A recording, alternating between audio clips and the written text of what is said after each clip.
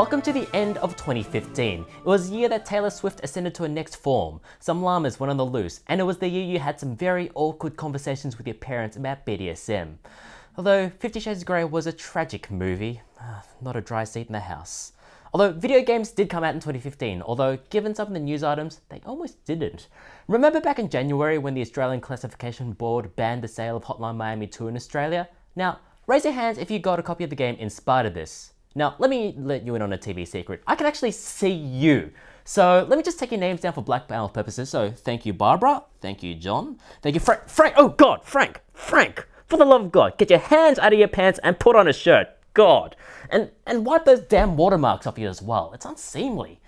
But as the months went on, more and more video games got pushed into 2016, including Uncharted 4, The Legend of Zelda for Wii U, Persona 5, Tom Clancy's The Division, Hitman, Quantum Break, Mighty No. 9, Ratchet and Clank. I'm awake. Oh, and Sonic Boom Fire and Ice. That also got pushed back to 2016. Although, no matter how long you spend on that game, with a subtitle like Fire and Ice, you're just asking for lukewarm reviews. I'll be nice, I swear. Although, even games of 2014 didn't want to be involved in 2015. In April, Konami pulled PT, the horror demo, off the PlayStation Store. This was unprecedented at the time, and they went on to cancel the development of Hideo Kojima's Silent Hills.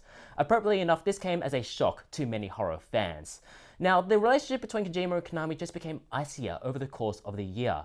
In June, Konami almost spitefully scrubbed Hideo Kojima's name from the cover of The Phantom Pain, although they missed out on like 250 other spots in the game. What took you so long? Then in August, the Nikkei published an article which portrayed Konami as this Orwellian wonderland, one where employees are under constant supervision, where latecomers are named and shamed, and where employees who are no longer wanted are exiled to work in the patchy slot factories or whatever. So I wouldn't be surprised if Kojima ended up working as a personal trainer in one of Konami's health clubs. Thankfully, he managed to escape this fate by leaving the company in October, which is probably for the best. He wouldn't be a good personal trainer. His sessions would just involve a 40-minute lecture on nuclear proliferation and proper squatting technique. And come to think of it, how the hell would you even press the action button to do a push-up anyway, Kojima?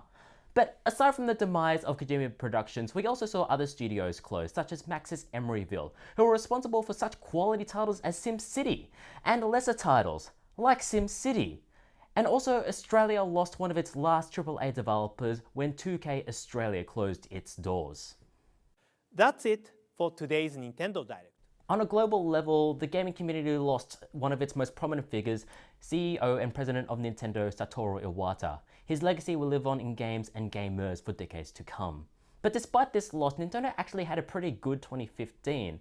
It signed a mobile partnership with company DNA, and the Wii U had lots of quality games on it, including Xenoblade Chronicles X, Super Mario Maker, and Splatoon. Indeed, those two games with their online functionality, it marks the moment that Nintendo finally learned how to use the internet.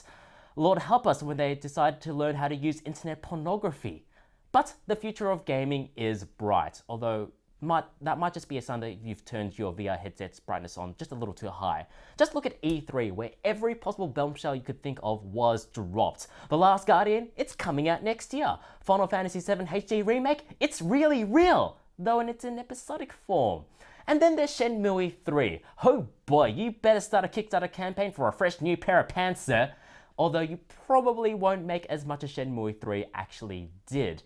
It made its $2 million goal in 8 hours before going on to raise $6.3 million, which is enough to buy 677 actual forklifts. Now, when these games are finally released in 2049 or whatever, we'll look back on 2015 as the year that much of the foundations for bigger things to come were laid, whether it be something like the legitimization of esports or something as small as the self-regulated classification system that's being trialled in Australia at the moment. 2016 will be the execution of much of 2015's planning. Well, at least we still have the blue dress, I guess. What dress? Shut up. And that is everything that has happened in the world of 2015 ever.